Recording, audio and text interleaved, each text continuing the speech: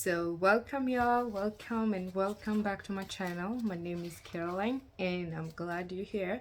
So today we are going to talk about how empaths are so emotionally strong. Okay. um so a lot of people perceive empaths as weaker in terms of emotional. Everybody who's like emotional is considered, people think that's some kind of weakness, but on the flip side, it's really not. It's really not. And today I'm going through 5 reasons why you may think empaths are weak, but we are the other way around. We are like very emotionally strong, and I'm speaking this from a perspective of an infj. So it may apply to other empaths, I don't know, but me being an infj, I relate more to these 5 factors that I'm gonna be going through today. So first thing will be INFJ empaths are really able to deal with intense emotions, so growing up, in one or the other, as I have mentioned in my previous videos, you'll find that we go through a lot. We go through a lot of traumas. It comes mostly from family where you're raised. Maybe you didn't have, emotionally presence, with your guardians or your parents. And growing up, even friends, you kind of met people who really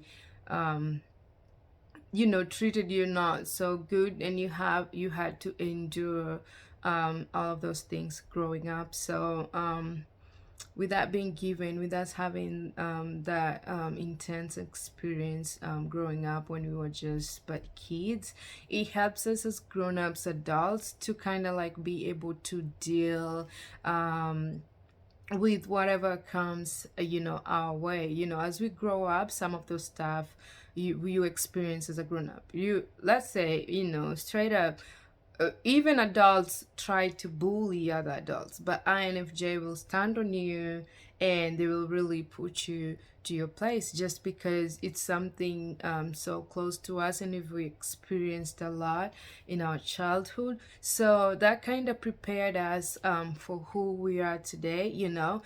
um Actually, the things that get us most is when we see others being bullied or others being not treated right. That's what really can make us even snap at you. But we really do not care about, somebody who tries to bully us, because we can just door slam you. We can just not care about you. Like, we don't see that as a threat. We've grown off that, because that was our life, like growing up, and we tried all like the strategy to kind of like coexist and be like flying monkeys to this narcissist, whereas we were just trying to follow around. You might have experienced, like a narcissist parent, where you're just trying your best to not cross the wrong path with them, and you are doing all this for to survive. But when you grow up and you realize really these tactics are not even working anymore, you form a form of independence within you, and you say, I'm not going to tolerate that kind of treatment, and I need to do what I need to do, not in a physical way, but I can detach. I can detach from that, and I cannot care. I do not care. We do not care about the bullying, but other than, we so much care when others like cannot withstand that, and want to be there and protect them. So, and then the second thing will be letting go.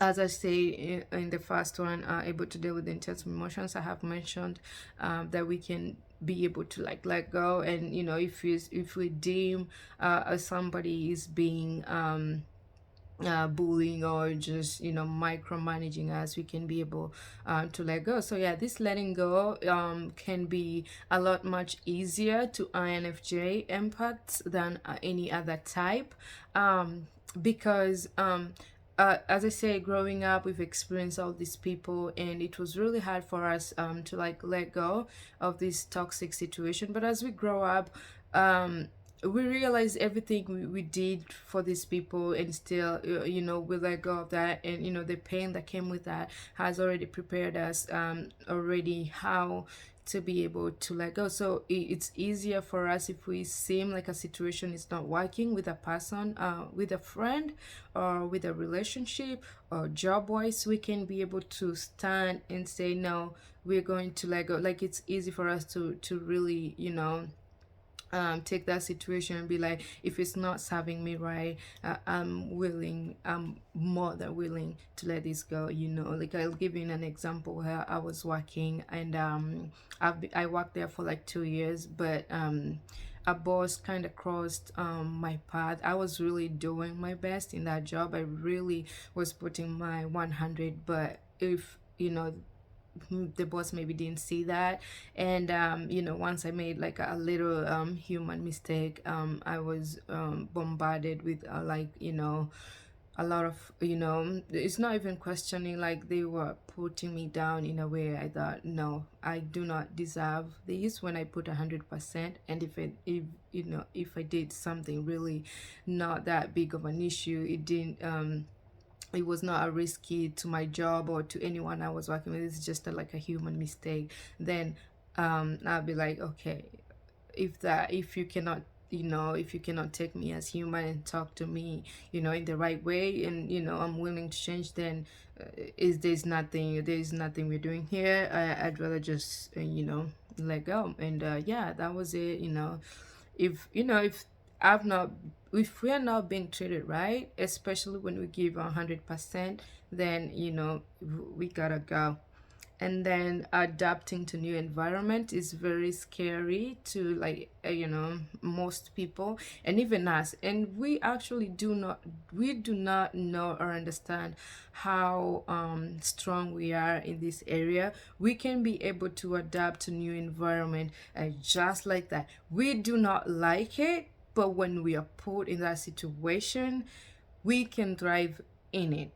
You can see people, some people are really frozen. They cannot, when they're used to an environment, they cannot move around like that. But even as we have that scare, but when you're put in that situation, it's easier for us to just pick up and go, because a lot of time empaths, INFJ, we have been dealt with cards that we were not expecting.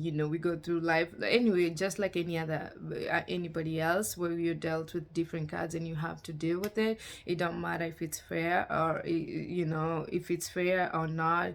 You just have to do what you have to do with what you're dealt with. So given the fact that when you're put in that situation, or when life forces us to be in that situation, or even sometimes we can make our own decision and be like, I'll just put myself on there and see how that works. So we can be able to easily adapt to new environments. And then another thing is the independency, and all this honestly comes from our upbringing. Sometimes we are very hyper independence, which is not something that I can encourage. That's a trauma response. But at the same time, we really like to do stuff ourselves. Like even when we are we're dealing with a lot of like emotions, and they're really intense, we would rather deal with that and try to heal that. And we will do our best to we'll do our best to deal with that independently. Even when we are talking to other people, be friends or family, we really are talking to them, not so that they can like help us with it's just we just want to talk about it. But when it comes to healing or dealing with our own emotion, we'd rather do that independently. Even if I share with somebody, I really want to share so that the thing doesn't have power over me, because that's what I've learned over time. It's before I will like just independently deal with my own stuff, until I read a lot about the trauma responses, and how something can have power over you if you do not speak it if you do not speak it over. So I find these days easier to just speak with somebody, but the healing process, I'll make sure I do it myself. And that's what most INFJ, it's easy actually for us to process the healing by ourselves and be by ourselves, and it, that way it becomes easier. So we are independent in that way, because most of the time you'll see this other type when they're going through like an intense emotion, they would rather have friends, go out and do all this stuff. While we can do that too, it's easier for us to process the things just by ourselves without wanting that outside stimulation or whatever. And then another the fifth one will be we are very sensitive. That's why people think this is a weakness, whatever. Sensitivity, as I'm growing, I'm realizing it's a strength. Vulnerability is a strength. Not everybody is able to display their vulnerable side out there, but us being feelers, our emotions, we wear them on our sleeves. It's very easier for us, to show the sensitive sides and vulnerability. And it's really not easy. It's We would rather not do that, but we've realized that like that's our strength, when you show and be proud of your vulnerable and your sensitive side. Really, really, it's a game changer. Yes, it comes with a lot. It comes with a lot of heartache, when you're vulnerable and when you're sensitive and you meet these other people out there.